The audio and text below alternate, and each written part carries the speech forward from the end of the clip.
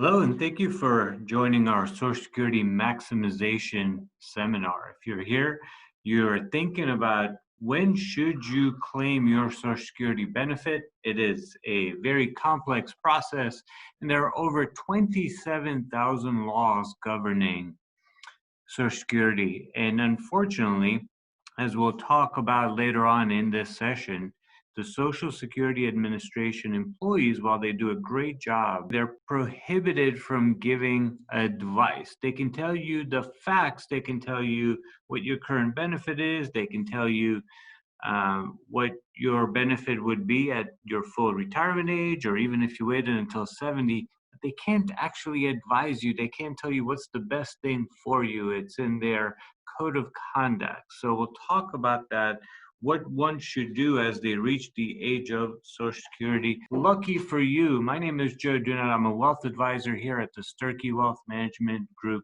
and I have been an expert in Social Security claiming for nearly 20 years. Prior to joining the Sturkey Wealth Management Group, I was a senior vice president for a Fortune 100 company. So I have hosted nearly 500 of these online seminars to help people understand when they should claim their benefit. We'll go ahead and get started with a quote from C.S. Lewis, best known for his Narnia books. And he once said, "The next best thing to being wise oneself is to live in a circle of those who are." So you all are in the circle today. You have something on your mind, you're getting the information required so you can make an informed decision.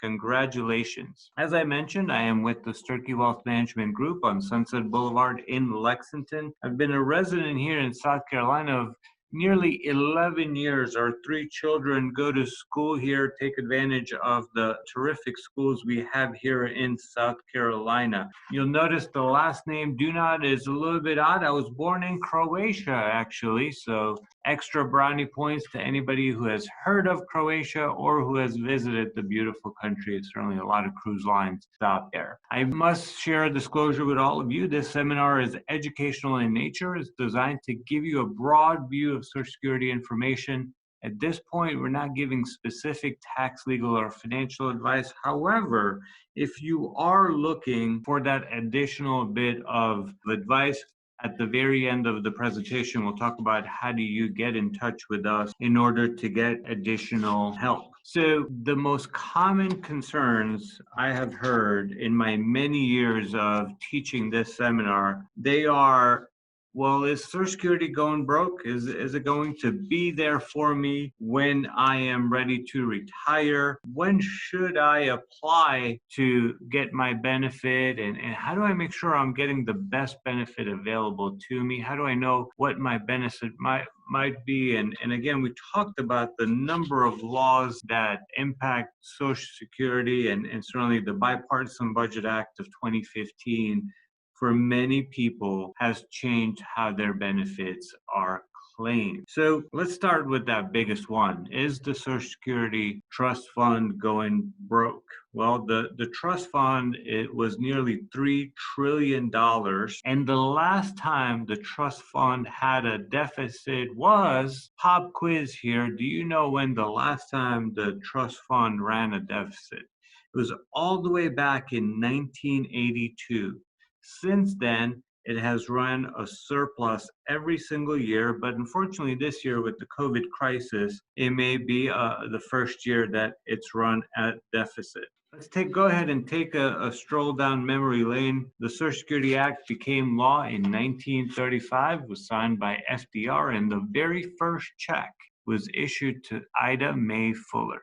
It was for $22.54. At that time, you had to be 65 years old in order to claim your benefit. Today, you can start as early as 62, but at that time, you had to be 65, which is pretty interesting because the average age of longevity, how long people lived, was 62. So you needed to live longer than most, and at that point start claiming it. Ida May, with her very first check, was indicative of some of the problems Social Security would encounter later on. You see, Ida May lived well into her 90s, lived a long time, and we'll talk about what people living longer has done to the trust fund. Some other important days: in 1975, cost of living increases became possible. And in 1983, remember, in 1982 was the last time there was a deficit. In 1983, Ronald Reagan worked with the other side of the political table, reached across the aisle, and allowed for the trust fund to be saved by allowing the Social Security benefit to be taxed for the first time. In 1993, Bill Clinton signed it into law that you can tax benefits up to 85% if you're still working. We'll talk about that in just a second. And then finally, in 2015, there was the phase out of the file and suspend restricted application. If you were born in 1954 or before, that still has an impact on you. We will move further on, but before we do, let's just go ahead and take a little pop quiz. So in terms of Social Security benefit, we talked about the average age when this started was 62. The average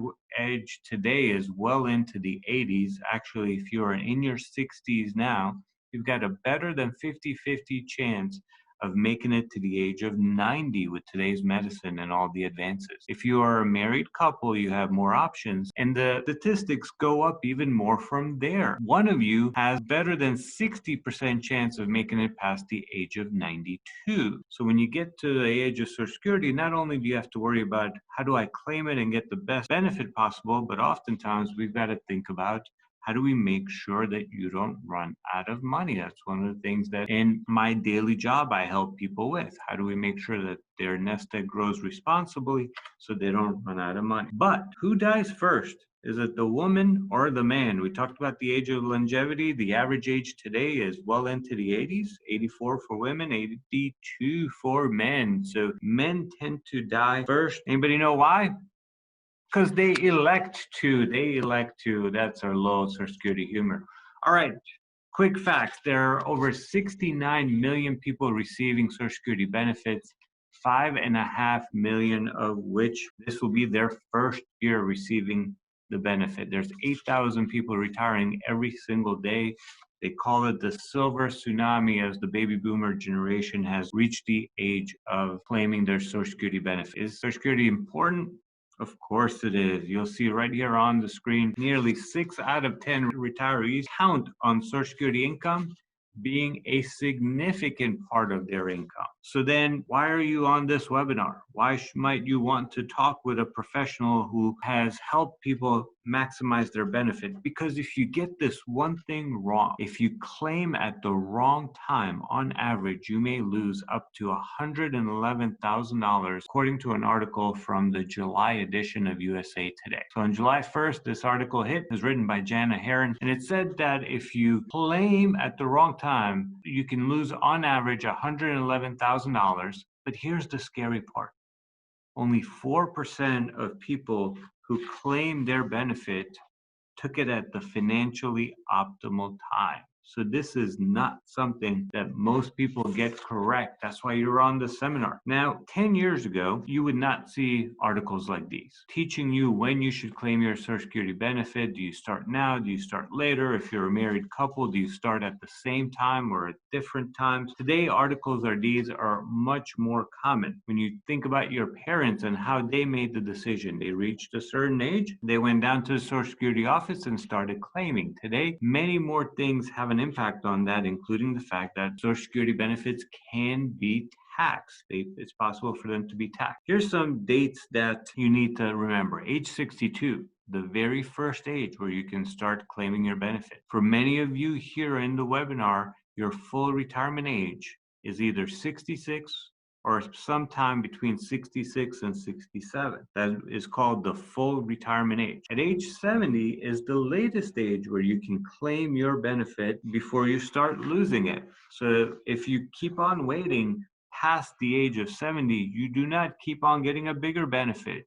You start then losing it. Some of our clients are engineers, and engineers are famous for thinking they know it all. I had a client once who was 72 years old and came to me and said, well, I'm waiting because every single year that I wait, my benefit goes up 8%. Unfortunately, that is not the case. That 8% roll-up goes away at age 70. We were able to go back and get him nearly $25,000 in missed out benefits, but he had lost over $50,000 by not claiming at the very latest age, which is 70. So let's talk about one more time just how important Social Security is. Claiming Social Security today, it's very different than it was for our parents and grandparents. Back then, usually at either age 62 or when they retired, they went down to the Social Security office, they claimed their benefit. They never gave it a second thought. Today, people are much more informed around all of the decisions that impact their claiming. So let's say your monthly benefit starts at $2,000.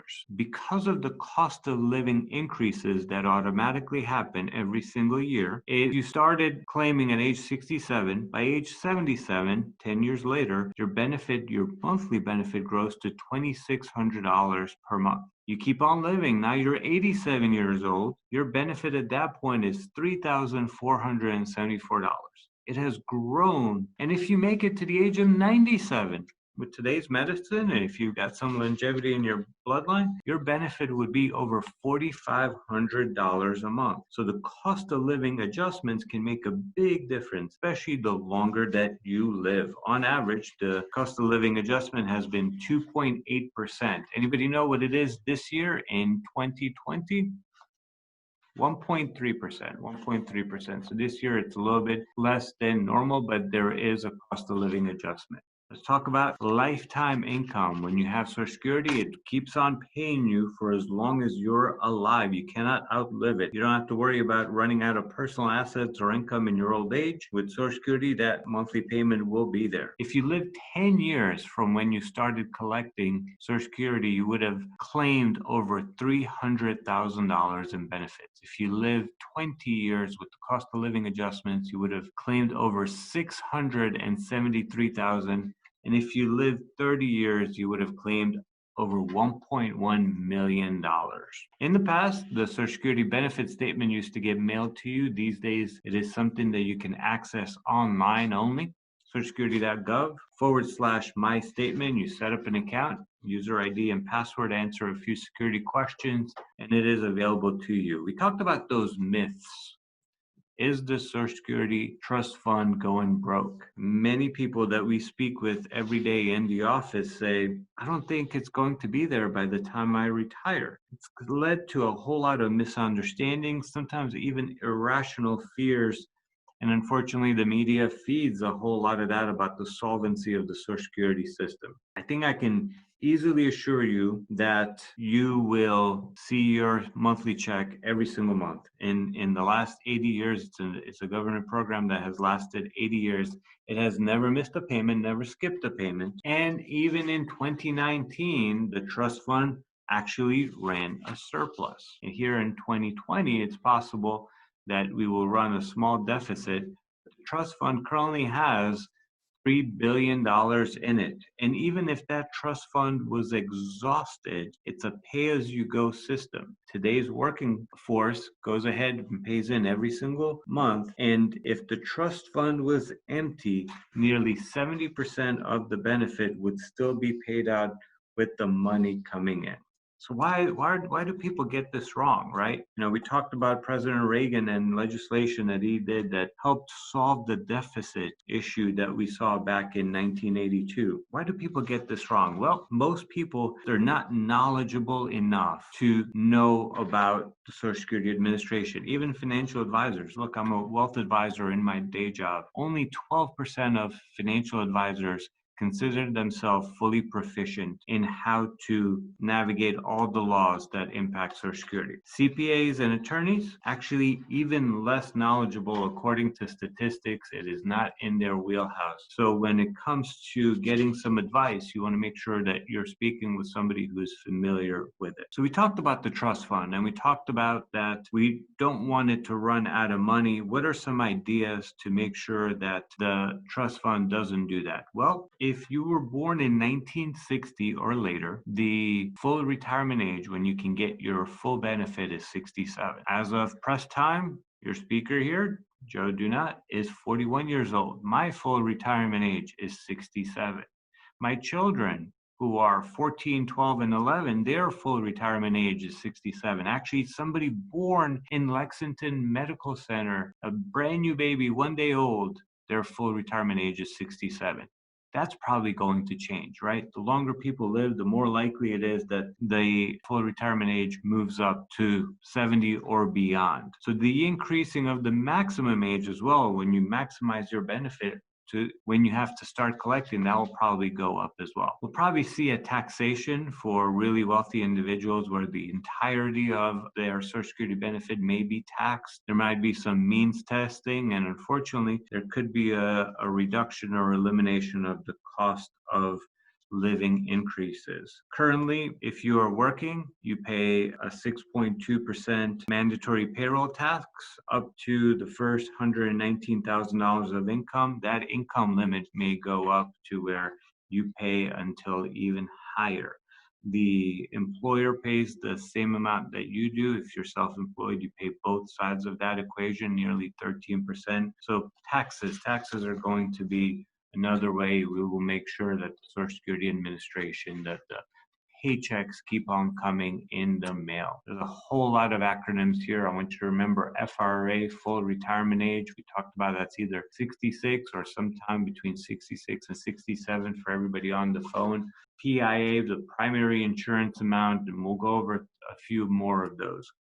We talked about that even if all of the money, the entire $3 trillion gets used up, for every one retired person, there are 3 working Americans still putting in 6.2% of their paycheck to fund the Social Security Trust Fund. And if the trust fund went bankrupt, you would still get over 70% of the full benefit paid in. The rest of it would likely be honored by the government, right? They would borrow, they would issue bonds to make sure that the payments are still made. So it is definitely not a Ponzi scheme. You do not have government program that's been around for 80 years, never missed a payment, paid every single month, and call it a Ponzi scheme. So how do you know whether you are eligible for the Social Security benefit? Well, you need a minimum of 40 credits. A credit is 1 full quarter of work, so 4 possible credits that you can earn in any one given year. So you need 10 years of work in total in order to be eligible. If you have been working your entire life,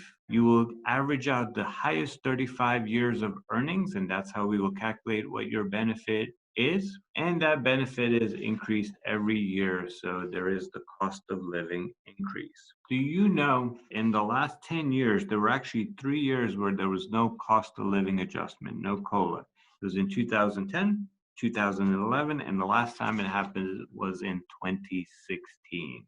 The rest of the time, we've always had a cost of living increase. Now, this is probably my favorite slide in the entire presentation. How cool does that dog look?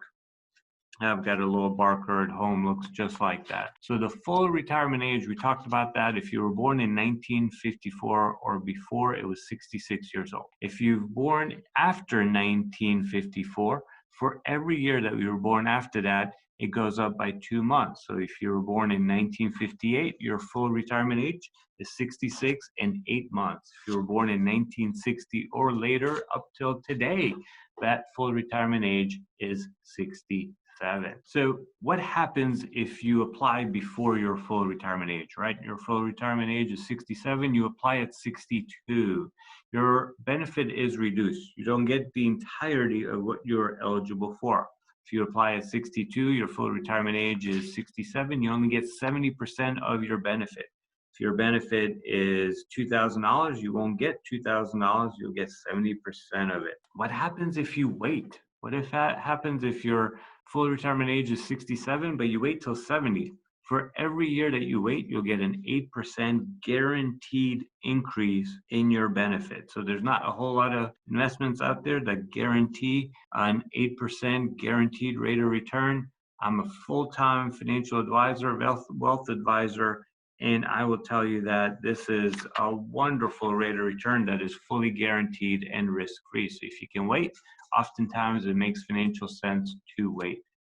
But spouses get a benefit that is either their own primary benefit based on their work history or half of their spouse's primary insurance benefit. So if you've got Dave and Amy here in the picture and Dave's primary insurance benefit is $2,400, Amy's is $1,000 based on her work history. Let's assume Amy stayed home with the children, did not have as many years working as Dave did. Amy can have one of the two. She will either have her own or she would have half of Dave's, which is $1,200. It's higher.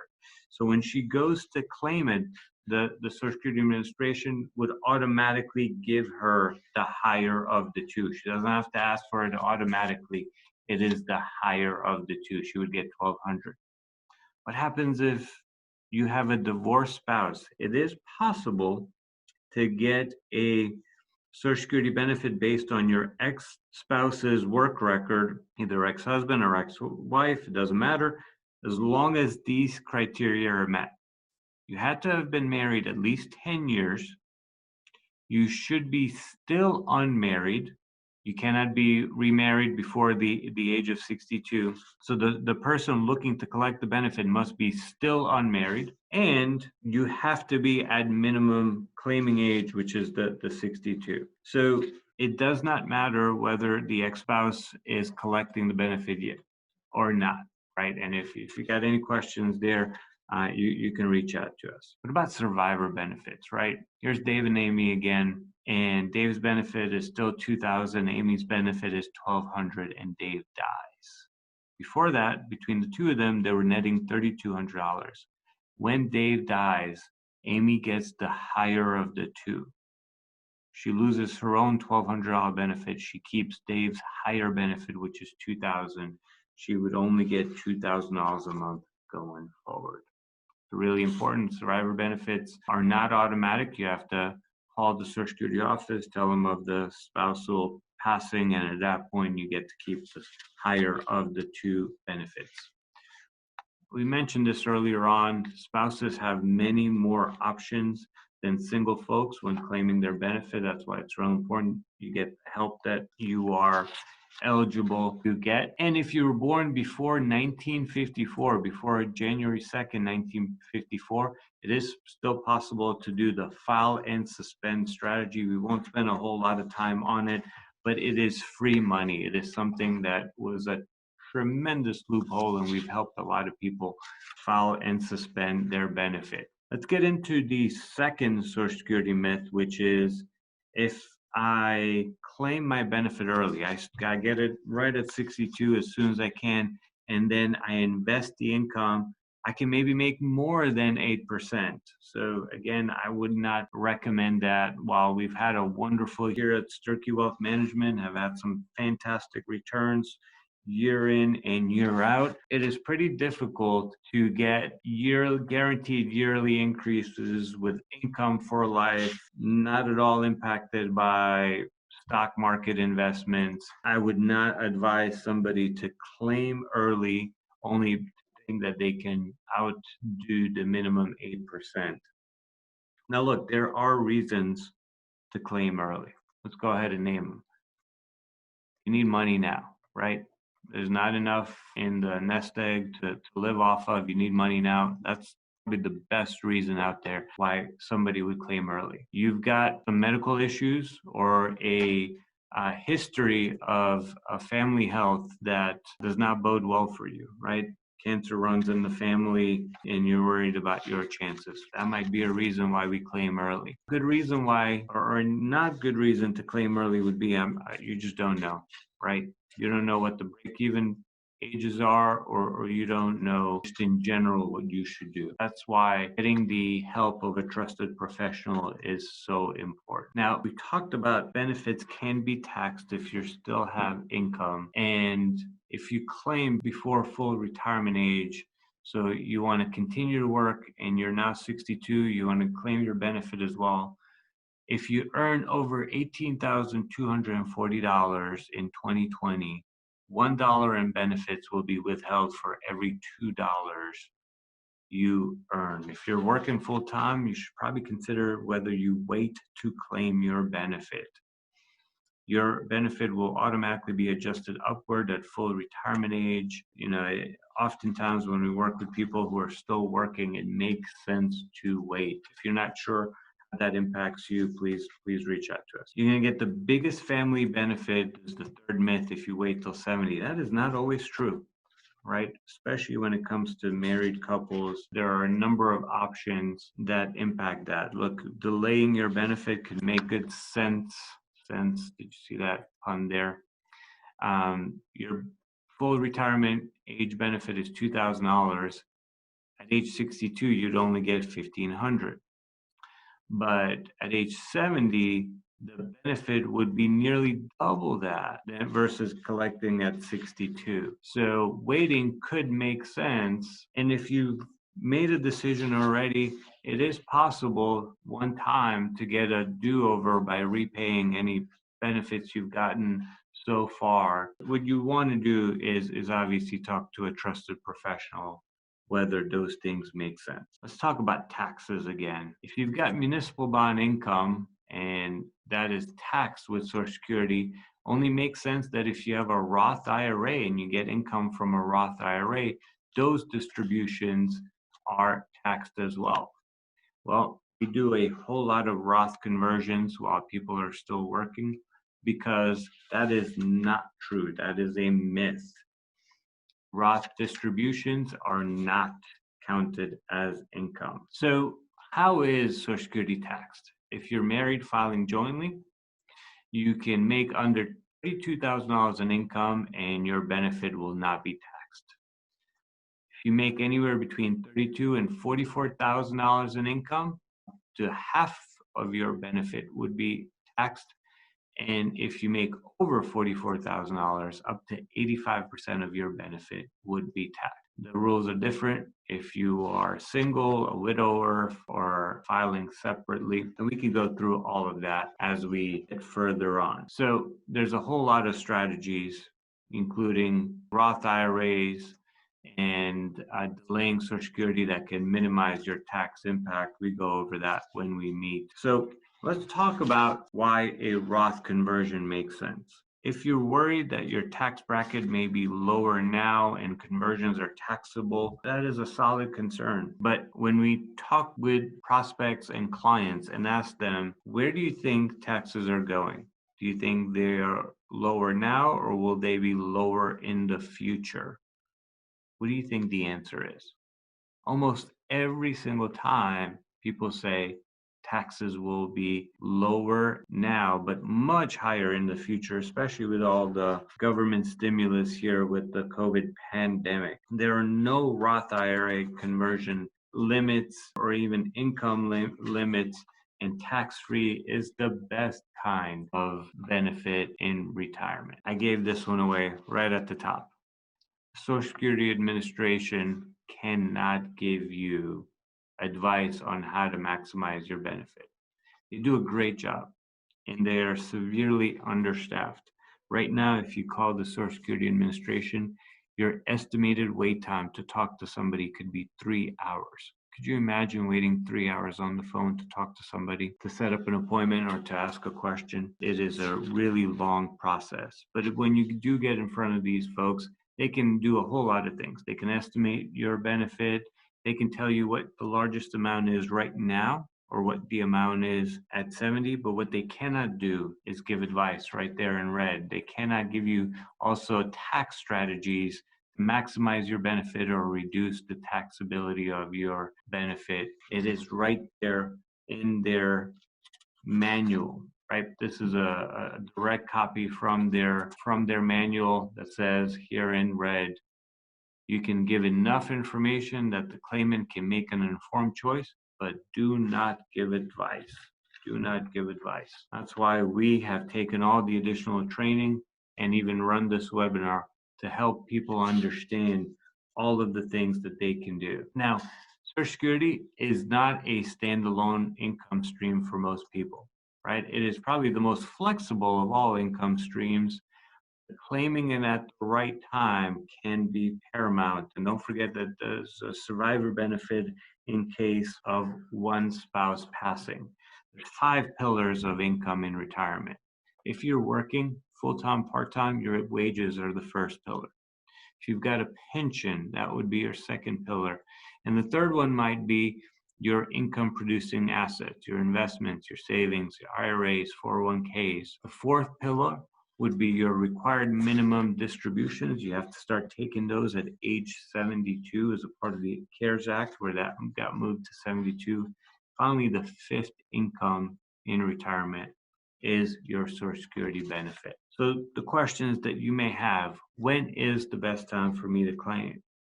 Well, we use a sophisticated software that takes into consideration your age, your current asset size, that compares nearly 500 different claiming strategies and comes up with your maximum best time to claim your benefit. We can also help you coordinate spousal benefits. We can talk through all of your options, including potential Roth conversions.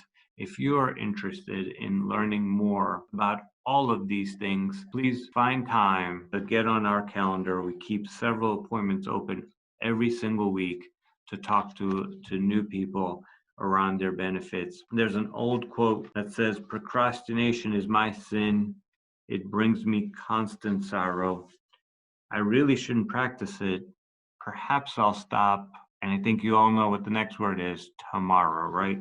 Don't let that happen to you. If you heard something in this webinar that stuck forward with you or made you think of more questions, reach out to us, email us, give a call to the office. Like I said, we keep a few slots open every single week to talk with people, and we can definitely help you. I will tell you, George Foreman, the American boxing champion, once said, "The question isn't at what age do I want to retire, it's at what income." At age 48, George Foreman became the oldest person to hold the heavyweight title of the world. I remember watching the fight at home when he became champion, beat Michael Moore. And what most people don't remember is that George Foreman did not make his wealth from fighting, even though he was super successful. What did George Foreman make his money from? That's right. It was his grill, the George Foreman grill. He made over $136 million between stock options and cash from the George Foreman grill. So I will tell you, I've been doing this a long time. Unless your name is on the grill, you probably can benefit from a conversation with a trusted financial advisor. Thank you for listening to our webinar. I hope you found it valuable, and I look forward to hearing from some of you in the future.